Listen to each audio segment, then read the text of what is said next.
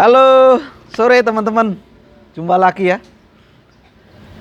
Liku-liku sore ini akan membahas sedikit tentang eh, karyawan Depot. Ya, ini mungkin teman-teman juga belum banyak yang share ya. Gimana caranya kita itu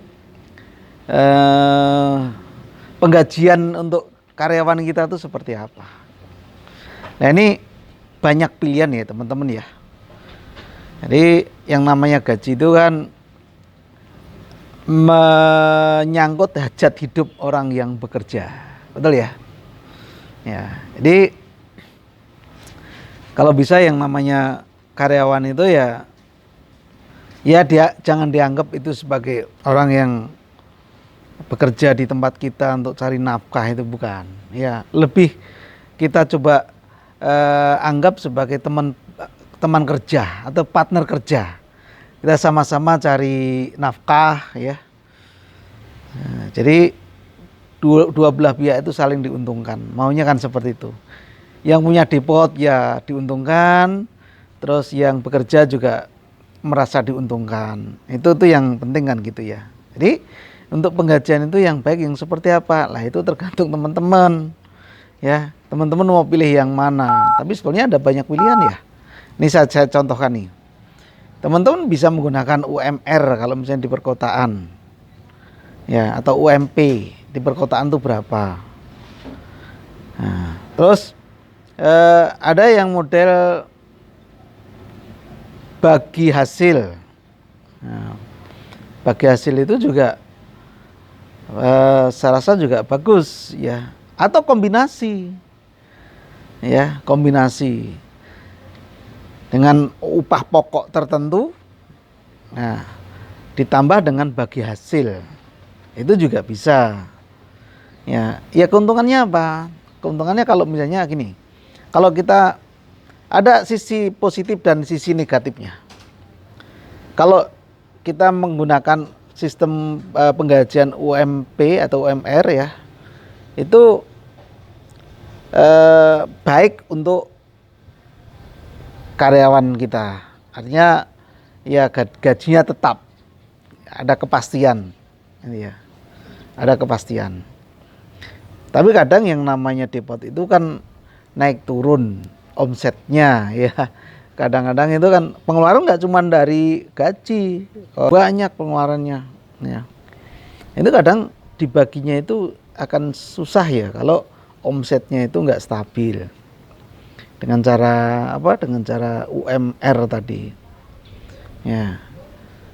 Kalau yang pilihan kedua dengan bagi hasil, bagi hasil ini saya rasa lebih kita lebih adil ya. Jadi kita sama-sama punya target menjual yang sebanyak-banyaknya, ya, karena semakin banyak yang terjual juga nanti yang dibagi ke karyawan kita itu juga akan lebih banyak. Artinya pendapatan dari karyawan juga akan lebih banyak. Nah ini kan dua-duanya diuntungkan. Ya, dari pihak yang punya depot diuntungkan, dari orang yang bekerja juga diuntungkan karena mereka punya tantangan, punya target. Ya gitu ya. Jadi kalau misalnya omset lagi surut, ya pendapatannya ya juga surut. Kita sama-sama ya, yang punya depot ya dapatnya sedikit, yang bekerja juga dapatnya sedikit. Dan sebaliknya, kalau misalnya omsetnya lagi tinggi-tingginya ya dua-duanya dapat lebih, baik yang punya depot maupun tenaga kerjanya. Kan gitu ya, itu pilihan kedua. Pilihan ketiga itu kombinasi. Kombinasi itu ada upah pokok dan bagi hasil. Ya, ini jauh lebih baik, ya. Artinya jaminan pendapatan untuk karyawan itu sudah terjamin ya dengan upah pokok. Terus kemudian bagi hasilnya apa? Bagi hasilnya kalau targetnya itu melebihi yang sudah ditentukan, itu selisihnya akan dibagi hasil, itu juga bisa. Jadi tergantung perjanjian teman-teman di awal ya dengan karyawan itu seperti apa ya. Intinya kita bebas ya, kita bebas untuk menentukan upah mereka itu bebas ya. Karyawan nggak boleh dirugikan, apalagi karyawan tuh nggak boleh dirugikan ya. Jadi itu harus disiasati dari awal. Kemudian fasilitas dari karyawan sendiri itu apa yang nantinya didapat ya. Apakah hanya gaji ataukah ada yang lain ya. Mungkin teman-teman bisa kasih tawaran yang lain, misalnya ada uang makan atau makan di tempat ya. Terus kemudian uang komunikasi itu bisa dalam bentuk pulsa ya, dalam bentuk pulsa. Atau mungkin kalau teman-teman di depot itu ada internet, ya, teman-teman bisa gratiskan mereka ya. Itu juga salah satu fasilitas bagi karyawan ya. Jadi karyawan itu selama bekerja di tempat kita tuh tidak dibebani lagi dengan beli kuota, tidak dibebani lagi dengan harus makan di mana, harus beli makan di mana. Itu juga salah satu cara bentuk-bentuk pengupahan bagi karyawan ya.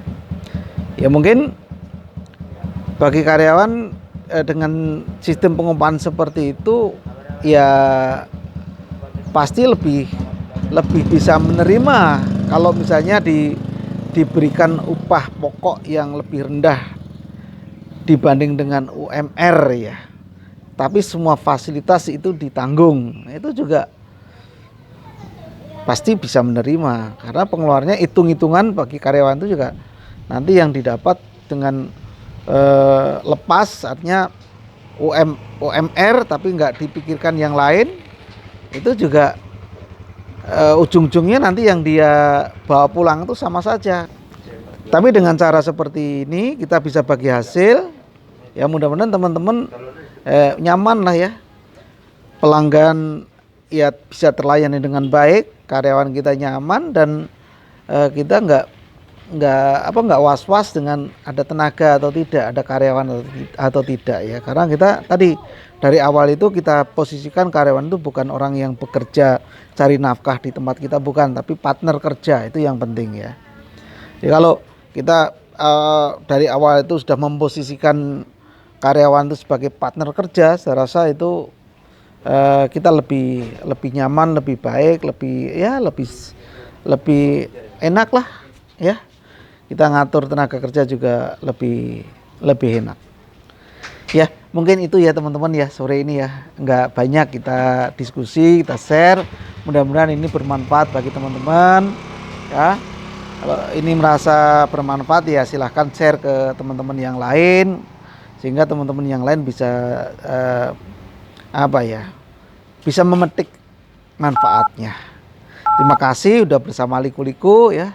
Jangan bosan-bosan dengan Liku-Liku ya. Saya setiap sore saya usahakan untuk share masalah-masalah terkait dengan depot air minum dan masalah-masalah yang lain atau kegiatan-kegiatan yang lain ya. Kegiatan yang lain itu juga nggak kalah pentingnya untuk kita share, karena kita semakin banyak yang bisa kita share, terus kemudian semakin banyak orang yang mengikuti dan terlibat dalam diskusi, itu jauh lebih baik ya. Oke, mungkin itu saja. Terima kasih yang sudah like, komen, subscribe di channel ini. Mudah-mudahan berkembang dengan baik ya. Terima kasih, selamat sore dan jaga kesehatan.